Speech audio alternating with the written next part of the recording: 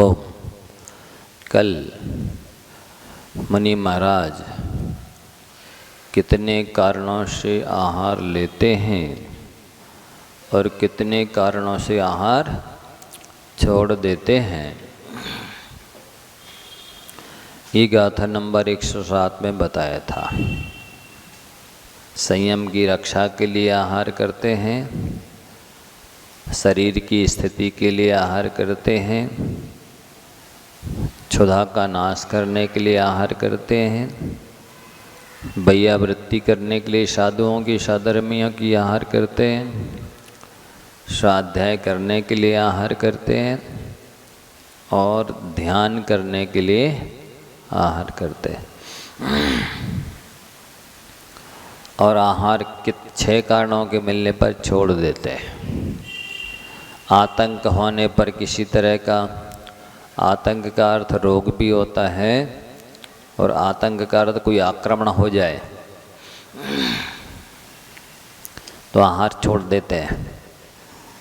और उपसर्ग हो जाए देव के द्वारा, मनुष्य त्रियंश के द्वारा, अचेतन के द्वारा, तो भी आहार छोड़ देते।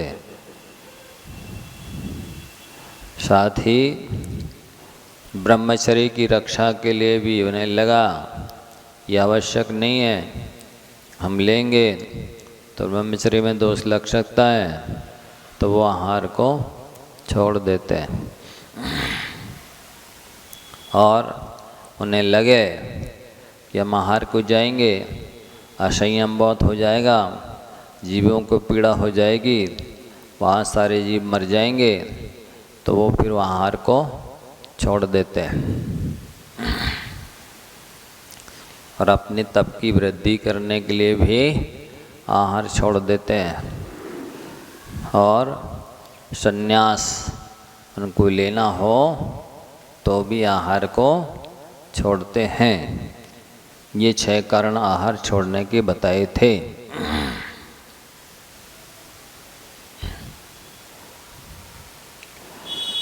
अब मुनि महाराज तो ये ध्यान रखते हैं, लेकिन जो अज्ञानी होते हैं, ये शरीर कैसा है उन्हें पता होता नहीं है। शरीर समस्त अपवित्र पदार्थों का स्थान है और संसार में सबसे ज़्यादा कृतघ्न है ये शरीर। कृतघ्न किसे कहते हैं? जो किए हुए उपकार को नहीं जाने, नहीं माने, उसी कृतघ्न कहते हैं। तो सबसे ज़्यादा ये संसारी प्राणी यदि किसी पर उपकार करता है तो शरीर के ऊपर करता है, और जिसको इसने सबसे ज़्यादा समय दिया, श्रम किया और उपकार किया, और वही शरीर कृतघ्न है, तो इस कृतघ्न शरीर के लिए अज्ञानी जन ही पाप करते हैं। ज्ञानियों को तो लगता है कि पाप होगा तो वो भोजन ही छोड़ देते हैं। पर वही आश्चर्य और खेद की बात है कि अज्ञानी प्राणी उस शरीर के लिए ही पाप करते रहते जीवन भर। और आचार्य साधु कितने बातों का ध्यान रख कर कि किस प्रकार से आहार लेते हैं, इसके बारे में भी बताया कि उदराग्नि शमन, जितने से जठर में लगी हुई क्षुधारूपी अग्नि है वो शांत हो जाए, उतना ही आहार लेते हैं। मतलब कहने का तात्पर्य ये है कि साधु पेट से पूछकर भोजन करते हैं, जीव से पूछकर नहीं।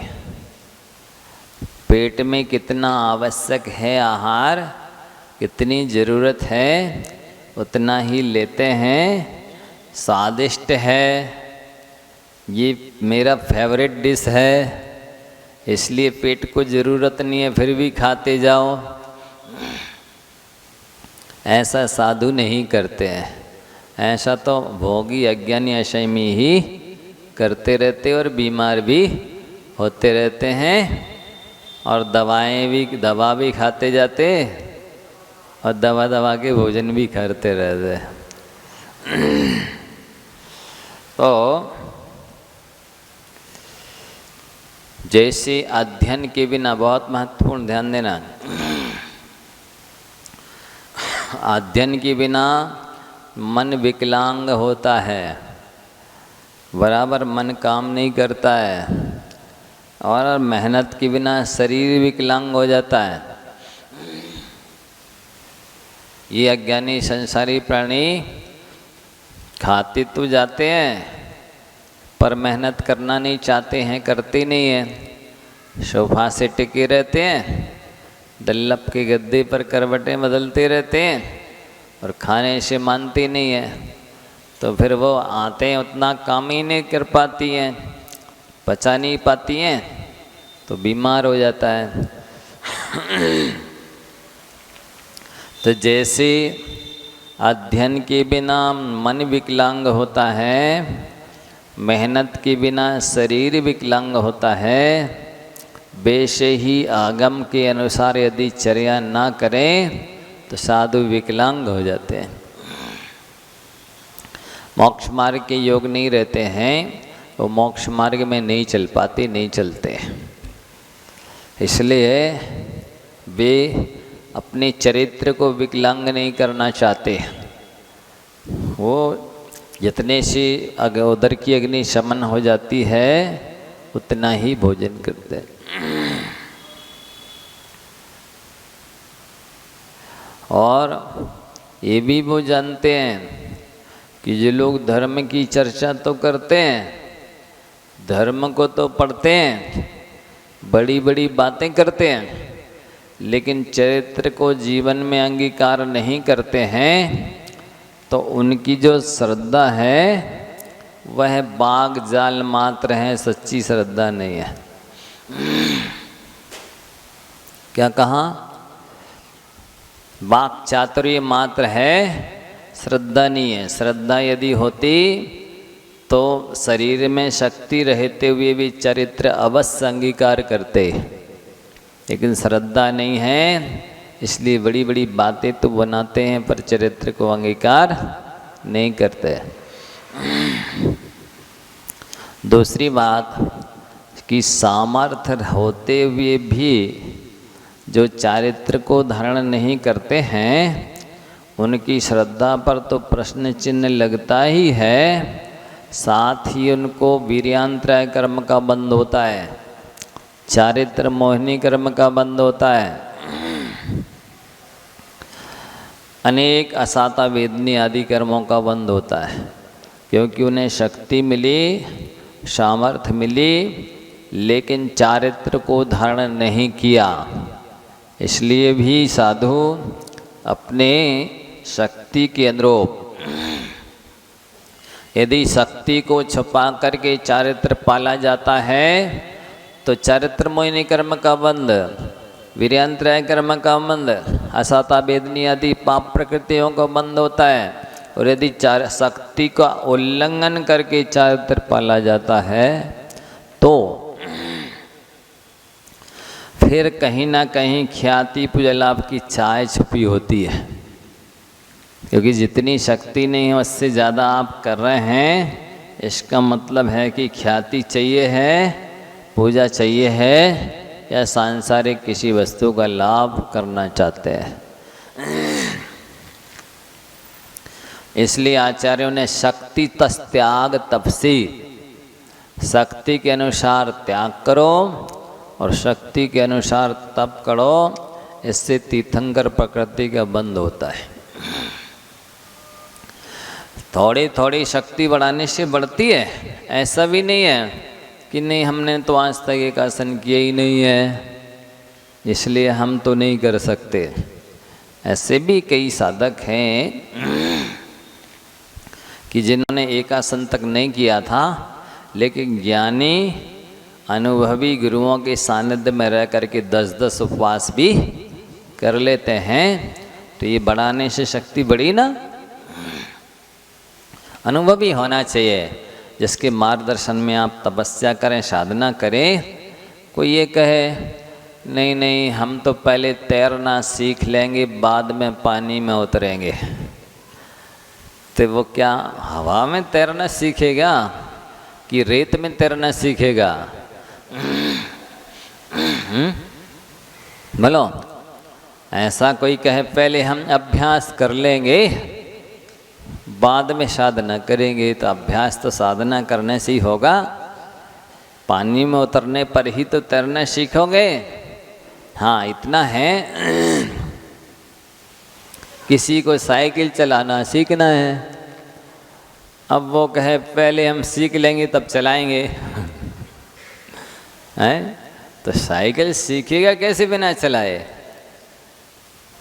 तो ठीक है, हम बैठ जाते हैं उतार पे, अपने आप धड़केगी, हम नहीं चलाएंगे तो क्या होगा? कहीं भी भिड़ जाएगा, गिर जाएगा। तो चलो पुरुषार्थ करना है तो चढ़ाई पर बैठ जाते हैं हम, चाहे पैडल मारते हैं तो भी नहीं होगा, क्योंकि अभी चलाना तो आता ही नहीं है। अच्छा, तो हम आड़े टेढ़े रास्ते पर सीखेंगे तो भी नहीं सीख पाएगा। तब क्या करना होगा? उसको जो ज्ञानी हैं, अनुभवी हैं, शिक्षित प्रशिक्षित हैं, उनके मार्गदर्शन में सीखना होगा, साधना करनी होगी, योग्य गुरु की अन्वेषण करना चाहिए। तो आपको बचनों के बादशाह नहीं बनना है, आचरण के आचार्य बनना है। क्या कहा? वचनों के बादशाह नहीं बनना है, आचरण के आचार्य बनना है। वाक शार्दूल, वचनों के शेर, सियार से डरते हैं पर वचनों के शेर है। तो ऐसा नहीं, आचार्य साधु हमेशा भोजन को वेतन की तरह देते हैं। जो कर्मचारी जितना काम करता है, इतना बहुमूल्य काम करता है, जितनी सावधानी से करता है, जितना अनुभव रखता है, उसको उतना वेतन दिया जाता है। इसी प्रकार से साधु ये विचार करते हैं कि कौन सी ऋतु चल रही है, कौन सी कितनी मेरी उम्र है, मेरी जठराग्नि की पचाने की क्षमता कितनी है, मैं मेहनत कितनी करता हूँ, विहार करना है कि क्लास प्रवचन करना है कि दूसरे दिन उपवास करना है, इत्यादि बातों को विचार कर ऋतु गर्मी ठंडी बरसात की कौन सी है, और इस वात पित्त कफ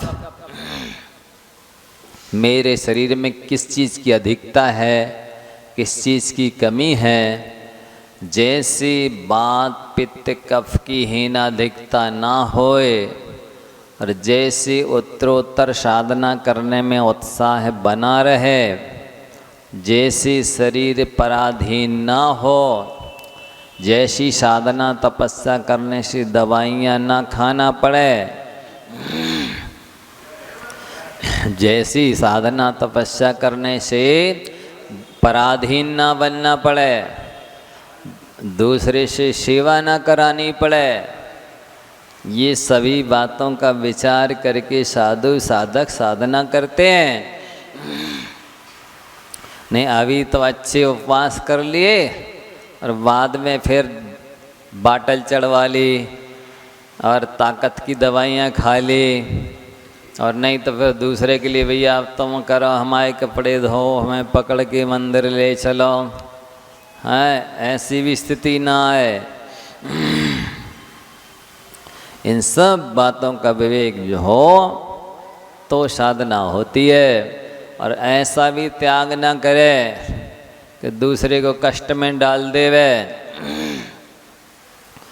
कि अरे भैया इनका तो ये त्याग है, अब जो ये चीज़ लेते हैं वो यहाँ मिलती ही नहीं है। अब कहाँ से लाएं, दक्षिण से लाएं कि विदेश से बुलाएं? इसलिए ऐसा त्याग भी नहीं करते, और ऐसा त्याग भी नहीं करते कि खिचड़ी खाते थे तो छोड़ दी, नहीं हमारे अन्न का त्याग है, अब काजू किशमिश बादाम ले आओ। क्या नहीं समझे? 10 रुपया का भोजन छोड़ा और 200 रुपया का चाहिए। अब इसका नाम त्याग नहीं है। राग घटना चाहिए, राग द्वेष जैसे घटे और जैसी उत्साह बना रहे और दूसरे लोगों को कष्ट ना होवे, वैसा तब त्याग करते हैं साधक। समझ रहे? ऐसा भी नहीं करते कि दिन में त्याग है, रात में खाएंगे, तो और कई गुना ज़्यादा पाप का बंध होगा रात में खाने से। तो अथवा नाम तो उपवास रखा उसका, पानी पीने की गिनती नहीं कितने बार पिएंगे। लिक्विड लेना, लिक्विड के नाम पर दूध इतना पी लिया कि भोजन भी नहीं करते उतना। दूध भी पूर्ण आहार है। तो इत्यादि बातों का विचार करके शरीर टूटे ना, इस नीति वाक्य लिख लो, शरीर टूटे ना और साधना छूटे ना, ऐसी साधना करना है। या तो शरीर ही छूट गया या फिर साधना ही छूट गई, तो ना शरीर टूटे और ना साधना छूटे। इतनी सभी बातों का विचार साधना करते समय किया जाता है। एक दिन उपवास कर लिया, दूसरे दिन फिर एकदम खाने की पड़ गई, दिन ऊँगने की मुश्किल पड़ गई, भगवान के दर्शन पूजन की मुश्किल पड़ गई, बिल्कुल जान लिया कि हो गया, थोड़ा सा हो जाएगा, और एकदम चालू हो गए। तो साधु ऐसा नहीं करते, ना साधक करते हैं। वो अपने धैर्य को बढ़ाते हैं, अपनी सहनशीलता को बढ़ाते हैं, क्योंकि ये साधक है, अब वो ये नहीं बढ़ाए तो साधु बन जाए, तो जैसा घर में कर रहे वैसी दीक्षा लेने के बाद कर सकोगे? उजेला सवेरा होते ही चालू हो जाओगे? नहीं नहीं, आप लोग जल्दी चौका लगाओ, हमारा कल का उपवास है, ऐसे कहोगे? नहीं। और ना ही कल गर्मी बहुत पड़ रही है, उपवास तो कर लिया और फिर बिल्कुल इतना असंयम हो रहा है कि भोजन करने में जितना असंयम नहीं होता है। हाँ वही तो, उपवास के दिन अब पिक्चर देख रहे तो आर्त ध्यान हो रहा कि रौद्र ध्यान हो रहा कि धर्म ध्यान हो रहा है, तो देखना पड़ेगा ना। भूख हड़ताल थोड़ी कर रखी है, हैं? भूख हड़ताल है क्या? नहीं, उपवास कहते हैं उप समीपे आत्मनि वसति यः सह उपवासा, जिसमें आत्मा के समीप में निवास किया जाता है उसे उपवास कहते हैं। पिक्चर इत्यादि देख रहे हो, भोजन इत्यादि बना रहे हो, तो आत्मा के समीप में वास कहाँ हो रहा? आप तो आत्मा से दूर चले गए। इसका नाम उपवास नहीं है, इसका नाम लंघन है। लंघन करने से स्वास्थ्य तो ठीक हो जा सकता है शारीरिक, आत्मिक स्वास्थ्य ठीक नहीं होगा। आत्मिक स्वास्थ्य तो और बिगड़ जाएगा। हैं। अब वो वैसे विधेय तो नहीं है, आगम के अनुकूल तो नहीं है। भोजन करने वाला को स्वयं सोचना चाहिए, जब इनका उपवास है तो इनसे क्यों बनवाएं, हमें भोजन करना तो हम ही बना लें और खा लें। ऐसे निमित्त से भोजन बनाना भी सीख जाएंगे। ये तो उनको विवेक होना चाहिए सामने वाले को कि जन्म इनको उपवास है तो हम इनसे क्यों भोजन बनवाएं, क्यों आरंभ कराएं। इतनी दया, इतना धर्म, इतना विवेक, इतना परोपकार की भावना तो होनी चाहिए। लेकिन अब ऐसे अधर्मी विधर्मी होते हैं, निर्दयी, अविवेकी। अब देख लो, आपकी क्षमता हो कि भोजन भी बनाओ, भोजन भी कराओ, और क्षमता ना जाए, शांति ना जाए, धर्म ध्यान बना रहे, वैराग्य बना रहे, क्लेश ना हो। क्योंकि कर्मों की निर्जरा तो शरीर के क्लेश पहुंचाने से होती है, मन में क्लेश नहीं होना चाहिए। यदि मन में क्लेश हो गया तो फिर उल्टी कर्म की नजर ना होकर कर्मों का बंध होता है। आपका लक्ष्य तो कर्म नजरा का है, और वो कर्म नजरा बिना समता के, शांति के, धर्म ध्यान के नहीं होगी। फिर दूसरी वृत्ति है, पहली उदराग्नि में स्पर्शमन हो गई, दूसरी अक्षम रक्षण वृत्ति है। जैसे ओंगल लगाते हैं बैल गाड़ी में या रथ के पहिया में, उस अंदर भौरे में, तो इसलिए कि ये जो धुरा क्या बोलते परगज, वो कटे नहीं और गाड़ी आवाज़ नहीं करे, बिना आवाज़ के सुरक्षित हमारी यात्रा हो जाए, गंतव्य पर हम पहुँच जाएं। उसी प्रकार से साधक या साधु आहार लेते हैं तो वो केवल अपनी यात्रा पूरी करने के लिए, अपनी धर्म ध्यान करने के लिए लेते हैं। तीसरी है गोचरी वृत्ति। जैसे गाय चारा घास जो देने आता है, डालने आता है, उसकी दृष्टि चारे घास पर रहती है। जो आहार देने, घास चारा डालने आया है, वो कौन सी जाति का है, स्त्री है कि, मतलब स्त्री है कि पुरुष है, वृद्ध है कि जवान है, अच्छी वस्त्राभूषण कैसे पहने हैं, कैसे रंग रूप वाला है, ये नहीं देखती गाय, केवल अपना घास चारा देखती है। उसी प्रकार से साधु कौन दे रहा, महिला दे रही कि पुरुष दे रही है, आज कैसे वस्त्राभूषण पहने हैं, इत्यादि लक्ष्य ना रख करके आहार का लक्ष्य रखते हैं।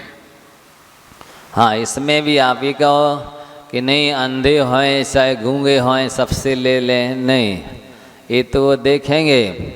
आप लोग आहार देते हैं कई बार तो मौन पूर्वक आहार देते, या तो आप लोगों का मौन रहता होगा, व्रत उपवास रहता होगा और आहार देने आ जाते हैं, पर साधु नहीं लेंगे मौन रहने वाले से आहार। उनको तो शुद्धि बोलो, शुद्धि बोलोगे तो पता चल जाएगा गूंगे नहीं है, बहरे नहीं है, हाँ, रोग इत्यादि तो नहीं है, और शुद्धि बोलोगे तो ये भी पता चल जाएगा जैन हो कि नहीं है। कई बार दूसरे भी आ जाते हैं आहार देने के लिए, विशेष श्रद्धा भक्ति उत्पन्न हो गई उनको, तो दूसरी जाति के आ गए। अब मान लो क्षेत्र पर चतुर्मास हो रहा है, जो दे रहे हैं उनमें से कोई भी नहीं पहचानता, कोई कह भी नहीं सकता ये तुम कहाँ से आए, क्यों दे रहे, किसी गांव का होगा। तब शुद्धि बोलेगा तो पता चल जाता साधु को इसकी लैंग्वेज कैसी है, ये सीख के आया दूसरे से कि वाकई में जन्म से जैन है, हाँ, गूंगा बहरा नहीं है, कोई रोग नहीं है, तो इत्यादि देख करके आहार लेंगे। तो उस समय ये तो देखना जरूरी है। नहीं आपका नहीं है साधु तो भीतर आ गए, इनको क्या मतलब है, ये तो आँख उठा के ही नहीं देखना चाहिए इनको, तो ऐसे आहार नहीं लेंगे। ये देखना तो जरूरी है कि वो शुद्धि बोल पा रहा कि नहीं, गूंगा बहरा अंधा लंगड़ा इत्यादि तो नहीं है, कोई रोग तो नहीं है, ऐसे कोई कपड़े तो नहीं पहना है जिससे, उसका भी निषेध है। डार्क कपड़े पहनने वालों से नहीं लेते, सूती के कपड़े हों, अहिंसक बने हों, और साथ ही उस वेशभूषा से जाना जाए कि ये धर्मात्मा है। सब देख लेते हैं एक दृष्टि में साधु, तब आहार लेते हैं। गोचरी का मतलब ये नहीं है, दूसरों ने ये अर्थ लगा लिया कि जैसे एक गाय के लिए चरने के लिए छोड़ो तो एक मुंह यहाँ मारती है, एक मुंह वहाँ मारती है, एक मुंह वहाँ मारती है, इस तरह पेट भरती है। तो साधु भी निकलें चर्या के लिए और जाएं उनकी चौका में घुस गए, एक दो रोटी वहाँ से उठा लाए, फिर दूसरे के चौके में घुस गए, एक दो रोटी जो कुछ मिला वहाँ से उठा लाए, पुड़ी मिली तो पुड़ी ले आए, या जो चाहिए। तुम हाथ नहीं लगाओ, समझ जाओ। अब हम थोड़ी माइक पे बोलेंगे, नहीं समझे? तो ऐसा अर्थ लगा लिया लोगों ने। गोचरी वृत्ति लिखा है, गोचर के लिए जा रहा है गोचारी, कि ये गोचरी बोलते शायद वो भी गोचरी को जा रहा है। तो उसका अर्थ उन्होंने ये लगा लिया कि जैसे गाय एक मुँह यहाँ मारती, एक वहाँ मारती, एक मुँह वहाँ मारती, ऐसे दिन भर में फिर करके चर करके आ जाती है। इसी तरह वे जाते हैं, किसी के घर में घुस जाते हैं, उससे भोजन मांगेंगे और फिर हाथ तक नहीं धुलाएंगे। यदि आपने हाथ धो लिए तब वो भोजन उद्दिष्ट हो गया, इसलिए आप लीप रहे हो तो वैसे ही हाथ से उठा के रोटी दे दो। चाहे बच्चे को शौचा रहे हो तो भी दे दो, लेकिन हाथ नहीं धोना, नहीं तो उद्दिष्ट हो जाएगा। ये थोड़ी विवेक है। किसी भी होटल में किसी भी जाति के यहाँ वाले के यहाँ जा कर के ले आते हैं। हम तो गोचरी को गए थे। ये नहीं है गोचरी का मतलब। गोचरी का मतलब तो है कि राग पूर्वक नहीं देखना कि कौन देने आया है, कैसे वस्त्राभूषण पहने, सुंदर हैं कि नहीं, महंगे हैं कि नहीं, ये नहीं। तो देखेंगे वो कि काने लूले लंगड़े गूंगे तो नहीं हैं, रोग तो नहीं है, ऐसे डार्क जो मतलब हिंसा से बने हैं वस्त्र ऐसे तो नहीं पहने। और शुद्धि बुलवाएंगे, बोलो शुद्धि। उस समय मौन लेके नहीं आना। कई लोग आ जाते, महिलाएं पूछो तो हाँ ऐसे कर देते, इसका क्या मतलब? सिर हिलाने से नहीं लेंगे, मुँह से बकरो बोलो, शुद्धि बोलो। घर में तो जाके सब मुँह बंद नहीं होता। यहाँ के लोगों की बात नहीं कर रहे, महाराज के पास आके मौन लेके आ जाते। तो ये सब बुलवाना जरूरी होता है। तो गोचरी का समझ गए। ये नहीं लगाना कि एक यहाँ से मारा, यहाँ मुँह मारा, जैसे उसी तरह से एक इस घर से कुछ लिया, उस घर से कुछ लिया, उस घर से कुछ लिया। सुबह से निकले 10-11 बजे तक, जहाँ जो अच्छी अच्छी चीज़ें मिल गई सब बटोर ले आए और बैठ के कमरे में दरवाजे बंद करके आराम से खाते रहे, जितनी बार खाना, जितना जो खाना। इससे चलता है लोगों का। इतना भ्रष्टाचार हो गया है कि हद से ज़्यादा। श्रावक का धर्म सरल है और साधु का श्रावक का कठिन और साधु का सरल है, ऐसा हो गया। इतनी गली कुचे निकाल लिए हैं। सामान्य श्रावक भी नहीं करेंगे ऐसा जैसा होने लगा है। इतना शिथिलाचार हद से ज़्यादा सीमा पार कर गया। साधु कहलाते हैं और इतनी मान कषाय है कि नहीं हम सही है तुम गलत हो। मूल धर्म तो वो है, कहते वो अपना मानते हैं। जी मूल धर्म नहीं है, ये तो उस समय के लिए था, चौथे काल के लिए, तीर्थंकरों के लिए था। अब ये जो कर रहे हैं ये आगम विरुद्ध कर रहे हैं।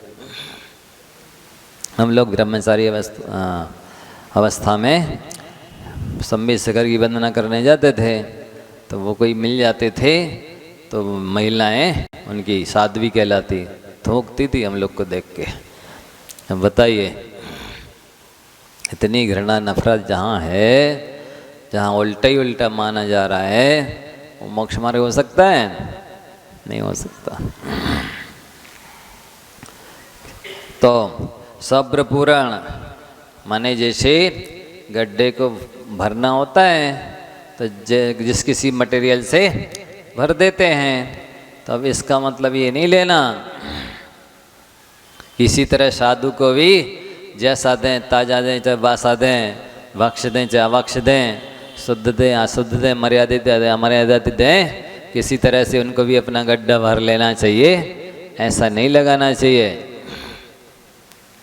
यहाँ तात्पर्य है कि नीरस है कि सरस है, अच्छी क्वालिटी का है मतलब व्यंजन है कि माने कच्चा पक्का जिसको बोलते हैं आप लोग, कैसे भी श्रावक की जितनी श्रद्धा भक्ति है अपने शास्त्र साधना को देख करके पैसा राग देश की बिना ले लेने चाहिए।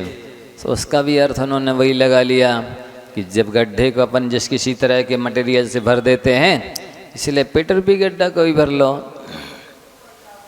है।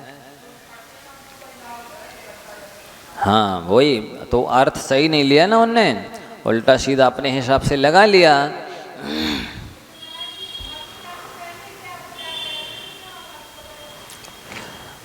वो क्या है, अनेक गली कूचे निकाल लिए हैं, रास्ते निकाले शॉर्टकट कि जो बीमार है वो ले सकता है मांस मदिरा आदि, हाँ वृद्ध है जो नहीं चल रहा तो ले सकता है, बाल्यावस्था में संन्यास ले लिया है, ज़रूरत है तो वो भी ले सकता है, जिसको बीमार की वैयावृत्ति करना है वो भी ले सकता है। इस टाइप से रास्ते निकाल लिए। आपत्ति काले मर्यादा नास्ति, आपत्ति काल में कोई मर्यादा नहीं रहती है। इस टाइप के कहीं के सूत्र मिल गए होंगे, पता नहीं, मैंने तो नहीं पढ़े शास्त्रों में, लेकिन इस टाइप से सुनते हैं कि वो अर्थ लगाते हैं। आपत्ति काल में कोई मर्यादा नहीं रहती, कुछ भी करो। फिर आगे पांचवी भावरी वृत्ति है, जैसे भ्रमर। अब उसका भी अर्थ इसका ये था कि भ्रमर फूल के ऊपर बैठता है और पराग चूस लेता है, पर फूल को जला भी क्षति नहीं पहुंचती है। भाव तो ये था, लेकिन उसका अर्थ ही लगा लिया कि जैसे भ्रमर इस फूल पर बैठता है, सूंघता चूसता है, फिर उस फूल पे जाता, फिर उस फूल पे जाता, तो भ्रामरी वृत्ति है हमारी। हम भी इसी तरह से अनेक घरों में जा कर के ले आते हैं, भिक्षा कर लेते हैं। तो शास्त्रामक को कष्ट नहीं होना चाहिए। साधु इस तरह आहार लेते हैं, ये दबाव प्रभाव डाले, नहीं नहीं वो तो महाराज को फलाना जूस चलता है, अब कहीं से मिले, कितनी महंगा मिले, लाओ हम नहीं जानते, महाराज को तो यही आइटम चलता है, बनाओ, महंगा हो चाहे सस्ता हो, चाहे मिले चाहे कठिनाई से मिले चाहे सरलता से मिले, आप तो ये आइटम बनाओ, वही चलता है महाराज को। नहीं, ऐसा नहीं। श्रावक की जितनी श्रद्धा भक्ति है, हैसियत है, उसने जो बनाया है उसमें से आपके लिए जो अनुकूल शास्त्र संयम के लिए हो वो ले लीजिए, ये है इसका मतलब। लेकिन ऐसे जैन धर्म का ज्ञान कराने वाले भी तो नहीं है जगत में, वैसे ही उनको अनुयायी मिल गए, गुरु मिल गए, तो जैसे ही गुरु और जैसे ही चेला हो नरक में ठेलम ठेला, ऐसा हो रहा है। सच्चे वास्तविक जैन धर्म का ज्ञान कराने वाले पृथ्वी पे हो बे ना, तो अनायास ही जीवों का दुर्गति में जाने से रक्षण हो जाए। आप समझ रहे हैं ना, वस्तुतः ज्ञानियों की बहुत कीमत है, और अहिंसा और अनेकांत के मानने वाले ज्ञानी जन हो बें तो वे जीवों को सहज में नरक में जाने से बचा लेते हैं।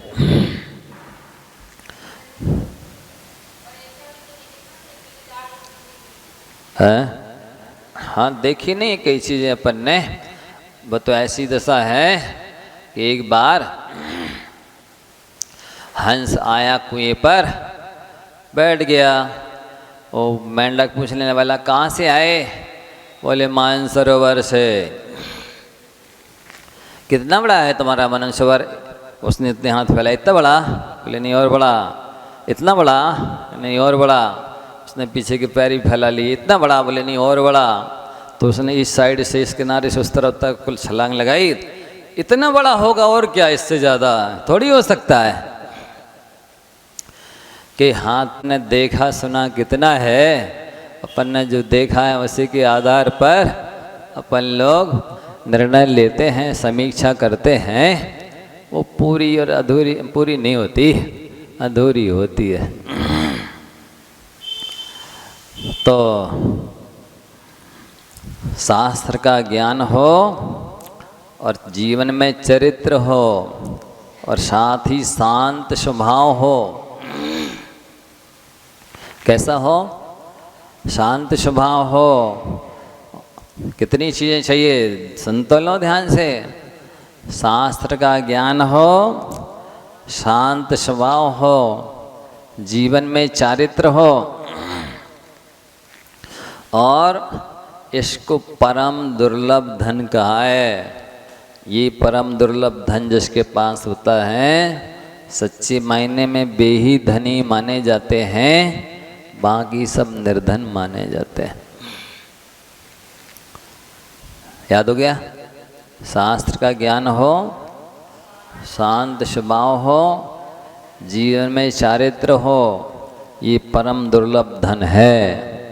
इसलिए इस धन को संचित करने की कोशिश करो, क्योंकि जीवन में धन का मोह छूट जाए, स्त्री का मोह छूट जाए और भोजन का मोह छूट जाए तो बाकी का मोह तो अपने आप छूट जाता है। क्या? धन का मोह, स्त्री का मोह और भोजन का मोह, ये चीज़ छूट जाए, इनसे तीन चीज़ों से मोह छूट जाए तो बाकी के मोह छूटने में देर नहीं लगती है। लेकिन घुमा फिरा करके सब लोग वहीं पहुंचते हैं सलाह देने के लिए। भोजन संबंधी राग बढ़ाते हैं और धन संबंधी और स्त्री संबंधी राग बढ़ाते हैं। कहीं कहेंगे शरीर माध्यम खलु धर्म साधनम, धर्म साधन के लिए शरीर आद्य कारण है, इसलिए खाओ। धर्म पुरुषार्थ, अर्थ पुरुषार्थ, काम पुरुषार्थ और मोक्ष पुरुषार्थ, ये चार जो पुरुषार्थ निरोग होगा वही कर सकता है। इसलिए आरोग्य मूल माना गया चारों पुरुषार्थों का। सो खाओ खाओ खाओ, करते रहते काओ काओ काओ, दिन भर इसी की रटंत लगी रहती है। और हम आपसे पूछना चाहते हैं कि संसार में बीमार लोग खाने से हैं कि त्याग करने से? जो मर रहे हैं उनमें मरने वालों में संख्या खाने वालों की है कि नहीं खाने वालों की? ऐसा तो वहाँ सोच समझ करके देखो, पहले सीखो, सुनो, अनुभव करो, फिर बोलो। बोलो पहले तौलो, हाँ, और फिर बोलो। देखो सही कैसे साधना करते हैं, कैसे कर रहे हैं। तो पहले भी कहा कि समस्त अपवित्र पदार्थों का स्थान और सबसे अधिक कृतज्ञ ये शरीर है। इससे राग तो अज्ञानी लोग करते हैं। ज्ञानी जन तो इसे हेल्पर मानते हैं, नौकर मानते हैं, सहयोगी मानते हैं और सबसे बड़ा आत्मा का शत्रु मानते हैं। सबसे बड़ा आत्मा के लिए कृतज्ञ है ये शरीर। जैसे किसी राजा के हाथ में पड़ोसी शत्रु राजा पकड़ में आ जाए तो अच्छे ढंग से ही काम लेते उससे कि पकड़ में आ गया है तो इससे काम ले लो।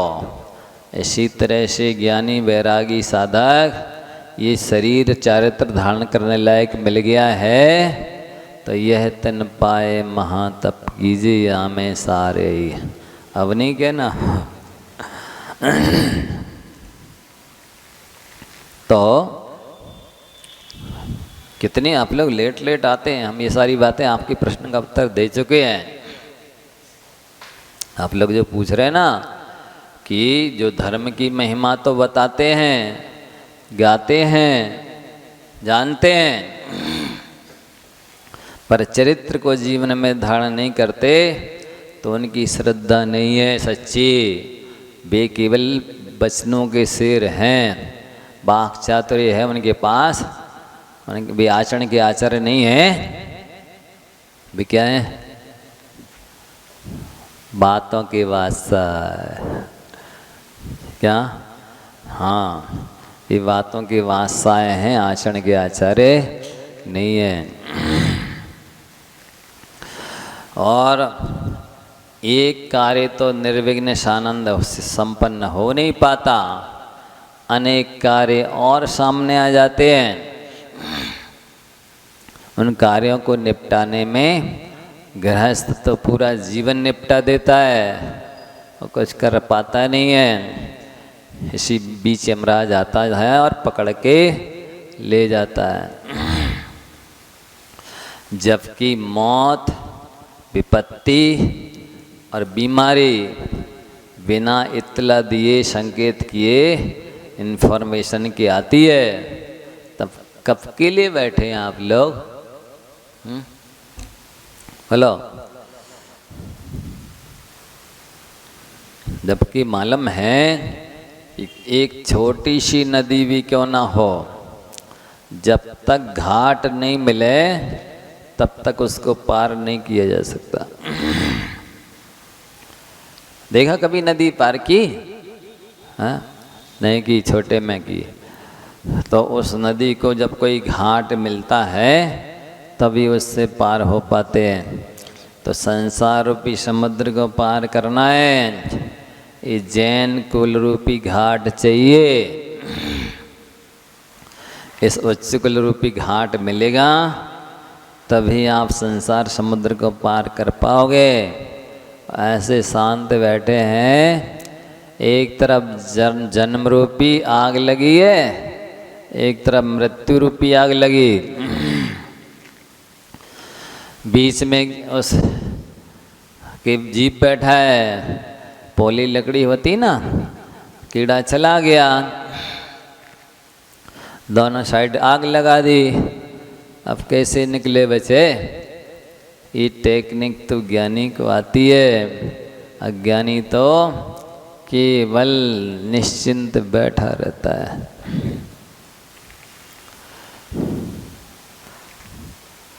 और सुनो, ये भ्रामरी वृत्ति जो बताई ना, वैसे अपना जीवन बनाते हैं साधु पूर्व जीवन। केवल आहार के समय ही इतना ध्यान नहीं रखते कि जैसे भौरा पराग तो चूस लेता है पर फूल को बिल्कुल भी कष्ट नहीं देता, तोड़ता फोड़ता क्षति नहीं पहुंचाता, वैसे ही अपनी पूरी चर्या बनाते कि किसी को कष्ट ना हो जाए, किसी की क्षति ना हो जाए, किसी को मजबूरी में कोई काम ना करना पड़े। सत्य, तप, ज्ञान, अहिंसा, ज्ञानियों की विनय और ब्रह्मचर्य के पालन से विद्वान कहलाता है। ना केवल पढ़ने से, उसी प्रकार शरीर को स्वस्थ रख कर के साधना करने से साधु कहलाता है। केवल नग्न होने से और पिछी कमंडल लेने से नहीं होता। श्रावक की दृष्टि में जिन मुद्रा हो सकती पूज्य, पर वो स्वयं अपने आप में देखेगा कि मेरे पास ये चीज़ें। फिर से बोले, सुनो, जीवन में सत्य हो, तपस्या हो, ज्ञान हो, अहिंसा का पालन हो, ज्ञानियों की विनय हो और ब्रह्मचर्य का पालन हो, तो विद्वान है। केवल शास्त्र पढ़ने मात्र से कोई विद्वान नहीं होता है, और न केवल वेश धारण करने से कल्याण होता है। ये गुण आना चाहिए तभी कल्याण होता। आगे धर्म अनुष्ठान के योग्य शरीर पोषण के योग्य है, ये साधु भी जानते हैं और आचार्य इस बात को कह भी रहे। रस रोहेर मंस में दट्ठी, शुक्ल मल मोत पुए किमी बहुलम, दुर्गंध मस्वी चम्मय चम्ममय, मणिच मचेणम पडणम, बहुदुख भायणम कम, कारणम भिन्नमपणो देहम, तम देहम धम्मानुष्ठान, कारणम चेदि पोषे भिक्खो। साधु भी जानते हैं कि ये शरीर 7 धातुओं से उपधातुओं से भरा है, अनित्य है, अपवित्र है, दुर्गंधित है, नश्वर है, धोखेबाज है, कृतघ्न है। इसलिए इससे अपन को तपस्या तो करनी है। लेकिन जैसे लकड़हारा जंगल में लकड़ी लेने जाता है, पर उन लकड़ियों को वो भी समझ रहा है कि इनको चूल्हे में लगाना है, इनकी लुगरिया बननी है, नहीं समझे? लेकिन फिर भी जंगल से घर तक तो सिर पर ही रख करके लाता है। उसी प्रकार से साधु भी समझ रहे हैं इस शरीर में लुगरिया लगनी है, आप लोगों के शरीर में नहीं, हमारे में। इसलिए वे इसको नश्वर तो समझ रहे, लेकिन इसके पहले अपने आत्म कार्य की सिद्धि फिर वे करते हैं, कर लेना चाहते हैं, और साथ साथ तब तक इसकी रक्षा भी करते। जैसे किसी जौहरी की दुकान में आग लग जाए तो वो क्या करता है? पूरी ताकत लगाता है कि जिससे आग बुझ जाए, किसी तरह से पानी शटक इत्यादि उठाएगा, जैसे भी बनेगा बुझाएगा। लेकिन जब वो देखेगा कि ये आग बुझने वाली नहीं है, तब फिर क्या करता है? जो मूल्यवान चीज़ें हैं उसको निकाल लेता है। इसी प्रकार से साधु भी इस शरीर में कोई रोग उत्पन्न हो, कमजोरी लगे, तो उसको वो दूर करते हैं। पर जब देख लेते कि नहीं ये अब शरीर रखने से रहने वाला नहीं है, तो फिर जो कीमती चीज रत्नात्रय है उसकी सुरक्षा कर लेते हैं। तो इसी तरह यहाँ लिखा कि शरीर रस, रुधिर, खून, मांस, मेदा, अष्टि हड्डी, शुक्र, मल, मूत्र, पीप, कृमि कीड़ों से भरा हुआ है। ये जो बसा चर्बी होती है ना, चर्बी, वो मेदा कहला, इनसे भरा हुआ है। यदि देखा जाए कि अपन लोगों के शरीर के ऊपर से मक्खी के पंख के बराबर भी झिल्ली निकाल दी जाए, तो इसमें से जो दुर्गंध बहने लगेगी उसको आप खुद ही नहीं सूंघ पाएंगे, फिर रह नहीं पाएंगे, देख नहीं पाएंगे। तो इसमें लेमिनेशन है ये ऊपर से, इसलिए रह जाते हैं।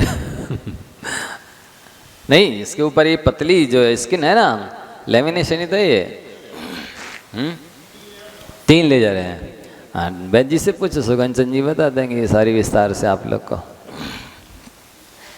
तो ये नहीं, वैसे कहते 7 परतें होती इसके अंदर, वो भैयावर्ती करते थे ना, तो आचार्य महाराज कहते थे, उनको बताया होगा वैद्यों ने, मतलब इस ढंग से भैयावर्ती की जाती है कि ये घी 7 परत को पार करके अंदर पहुंच जाए। इस ढंग से मालिश इत्यादि करनी चाहिए। तो वो सब चीज़ें सिखाते थे भैयावर्ती इत्यादि, तो 7 परतों की कहते थे वह। तो वो ठीक है, इस तरह होती हैं। तो इस शरीर तो मल का घड़ा है, इसमें मलमूत्री भरे हैं और इसको आप शुद्ध करने की कोशिश कर रहे हो, तो मल के घड़े से ऊपर से कितनी साबुन लगा दो, पानी ढोल दो, शुद्ध हो जाएगा? जब अंदर उसमें मल ही भरा है। ऐसी शरीर है, ऊपर से कितनी धो, थोड़ी देर के लिए साफ स्वच्छ सा दिखेगा, जरा सा पसीना आएगा और बस बदबू देने लगेगा। तो बहु दुख भाइणम, दुर्गंध तो भरी है तो है ये, और अपवित्र है, चमड़े से ढका है, चरमाई है, अनित्य नश्वर है, अचेतन है, आत्मा चेतन है, पटनम नाशवान है, बहु दुख भाइणम, बहुत दुखों का स्थान आयतन है। सारे दुख भोगने का आयतन यदि कोई है तो शरीर है। मनुष्य पर्याय में तो आपको साथ साथ मकान भी मिल गया, सुविधाएं भी मिल गई हैं, सहयोगी साथी भी मिल गए हैं, प्रतिकार करने की व्यवस्था भी है। इस पर्याय के बाद में यदि नरक गति या पशु गति में गए तो सारे पाप कर्म के फल भोगने के लिए केवल शरीर मिलेगा, ना कोई संगी साथी, ना कोई मकान दुकान, ना वस्त्राभूषण की व्यवस्था रहेगी, ना भोजन पान की व्यवस्था रहेगी, ना दवाई इत्यादि की व्यवस्था रहेगी, ना कोई सांत्वना देने वाला, ना सिर पर हाथ रखने वाला कोई नहीं होगा। केवल शरीर मिलेगा, उसके माध्यम से आपको पाप कर्मों का फल भोगना है। इसलिए ऐसी स्थिति ना आए। तो बहुत दुखों का कारणभूत शरीर है। जब तक शरीर है तभी तक आदि व्याधि उपाधि सब कुछ लगी हैं, तभी तक रिश्तेदारी है, तभी तक सब कुछ है। जैसे ही शरीर छूटा कि सब यहीं पड़ा रह जाता। कर्मों के आश्रय का कारण भी यही शरीर है, आत्मा से भिन्न है। धर्मानुष्ठान कारणम, लेकिन धर्म अनुष्ठान का कारण ये मनुष्य शरीर ही है। ऐसा धर्म ना नरक गति में किया जा सकता, ना पशु गति में, ना देव गति में। वस्तुतः चरित्र इसी शरीर से पाला जा सकता है। ऐसा जान करके ही साधु इसकी सेवा सुरक्षा करते हैं, आहार देते हैं।